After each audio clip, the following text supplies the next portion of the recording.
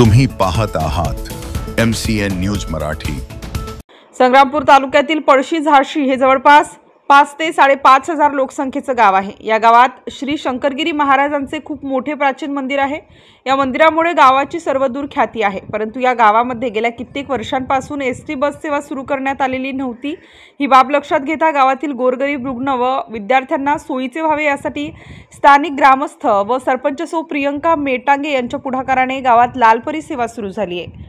जळगाव जामोद आगारातून पळशी झाशी गावासाठी एसटी बस सेवा सुरू झाल्याने स्थानिक ग्रामस्थांमध्ये आनंदाचे वातावरण असून या सेवेसाठी ग्रामस्थांनी एसटी आगार प्रमुख व शासनाचे आभार व्यक्त केले आहेत। MCN न्यूज मराठी करिता श्याम वाघ, पळशी झाशी।